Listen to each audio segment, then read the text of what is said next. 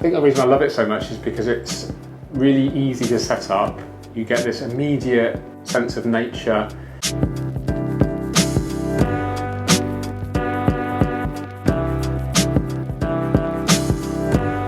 Hi everyone, George here, and I'm very excited today because I'm at Scaped Nature in Norwich, England. I've got a biOrb with me. I've had this at home for probably 3 or 4 months now, and I've managed to find some time to scape it. So first of all, thanks so much to Ray and Jill from Scaped Nature for allowing me to film in their store. They're also supplying the plants for this project as well, so super grateful for that. And I can't wait to show you. This is the second time I've ever scaped one of these. The first time was at Global Pet Expo for Oase, who are the people that make the biOrb. And full disclosure, they have supplied this to me. And they're a great product. I've seen them being used for, and they've been out in the market for 2 or 3 years at least, probably more. And I really like them. I prefer them to the biOrb Aquarium. I find the biOrb Aquarium a little bit too kind of tacky for my taste. It's a sphere of water, which distorts the image hugely. And as a kind of someone that's into photography and filmmaking, I don't really like to see the image, the fish and the aquascape being distorted. But because this is filled with air, that distortion is reduced significantly. And it's a really easy way to have a self-sustaining terrarium. It has an auto misting system, a good light, and lots of potential to create a beautiful terrarium. So really excited to get underway and show you exactly what I do. So let's unbox it.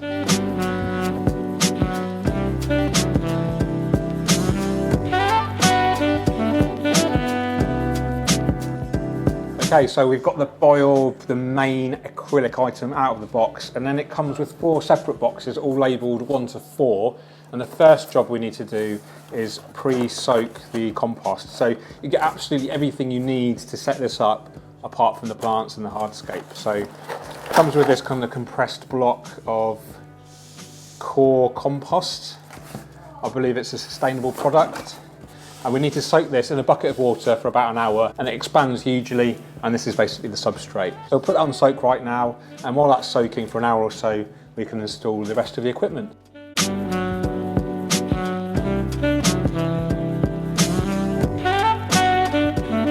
Okay, so we've put the base plate in, now we're ready to install the compost. It's been soaking for about half an hour, 45 minutes, 3 litres of water added to that kind of compressed block, and now it's expanded hugely. It's almost filled up this 10 litre bucket. So we just add this now into here as a substrate layer, simple as that.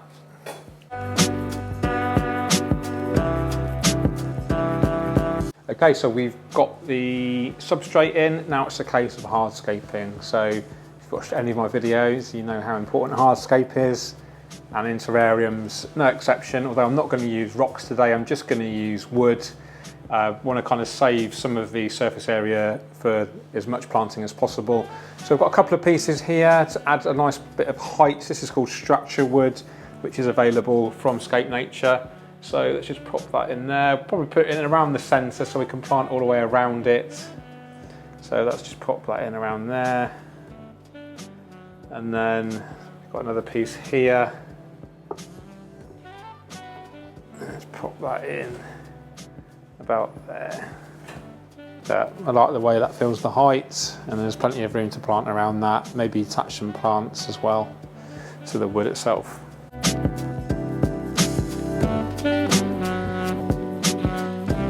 So here we've got a beautiful selection of plants, and I have to admit I am not a terrarium plant expert, so Jill has kindly suggested some species for me. I had kind of a short list that I've used before in the terrarium that I set up at a global expo in Orlando.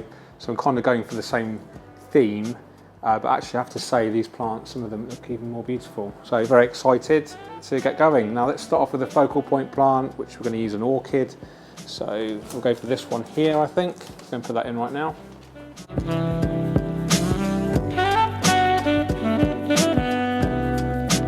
Now orchids are usually epiphytes, so I think if we maybe wedge it in between the wood, that might work quite well. Okay, next I've got some Peperomia. This is nicknamed Watermelon because of the colours and the texture. Love this Peperomia plant. There's quite a few different subspecies of it, varieties of it. So yeah, one of my favourites. Really kind of distinctive leaf pattern, quite robust leaves. And this is going to be like a secondary focal point. The orchid's the focal point, and then we're working our way down in kind of size and impact. Working our way down in textures as well. Remove that from its pot, and then if we just pop this in, like so. So much easier than aquascaping. Next we've got a Pelia, which is similar kind of texture to the Peperomia. So we'll put those two together. So this is acting almost like a mid-ground plant. This is, you know, the tallest, working our way down in size. And here we've got another Pelia. I think will look nice in between the two. Okay, so here we've got a couple of different varieties of Selaginella. This is like a filling plant, I would say. So we'll probably plant this all the way around the wood behind the Peperomia and the Pelia. So real simple to prepare. Just as with the other pots, remove it from the pot, and then we get rid of as much of this substrate as we can, and then we can just plant it into our substrate in the biOrb. So I have a bucket under here. Just if we pop this one in around here, nice contrast against the Peperomia. Same principle with this other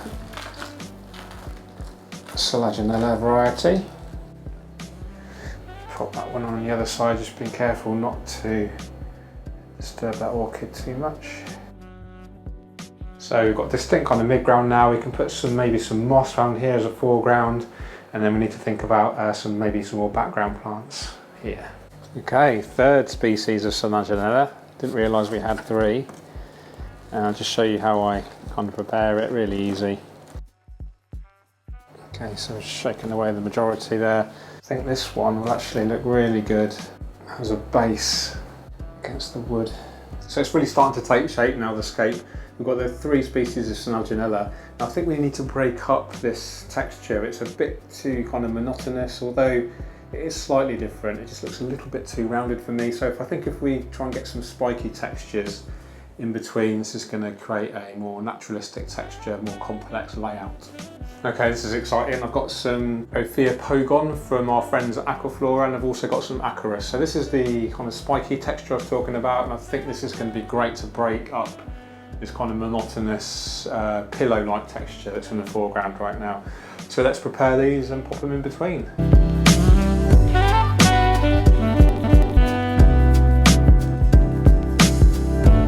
Okay, a little bit more Peperomia just because I love it so much in the foreground. Okay, this is exciting. I've got some Tropica 1-2 grow Utricularia graminifolia.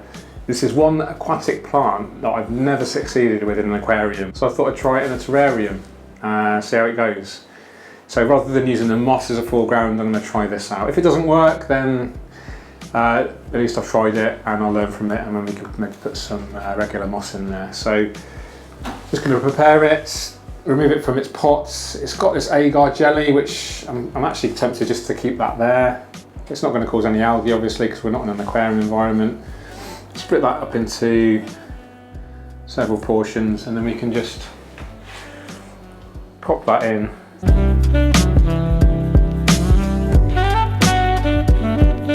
Background plant is Acorus variegatus, nice tall spiky plant. Prepare it like before. Okay, that's planting done. I'm really happy with it. Let's put the rest of the equipment and the lighting, and we can get ready to transport it home. Okay, so now it's just a case of filling up with enough water. There's a water level on the side. So you can see the water level here. Okay guys, there we go, the biOrb set up. It has a few settings. It has 3 fan speed settings, 3 humidity settings, which I'll adjust when I'm at home. I'll read the instructions properly. I'll fill up the reservoir as well with a special reverse osmosis water or distilled water. This helps to ensure that the acrylic here doesn't get coated in deposits. So if you use tap water, for instance, if you have hard tap water, this will leave hard water deposits, which will quickly block the view. Okay guys, hope you really enjoyed that video. Before I go, just want to give a special shout out to Ray and Jill of Scaped Nature. Thank you so much to them for letting me use their beautiful shop, supplying the beautiful plants and hardscape. And just to let you guys know, they do sell biOrb here, ready scaped, so you can literally come in the store, take one of these beautiful things home with you. Instant gratification. So just to sum up, love this. Great way to introduce nature into your home without the potential complexities that come along with aquascaping. No CO2 injection, no liquid fertilizers, no water changes, no algae, but just something still that's beautiful to live with and connects you with nature.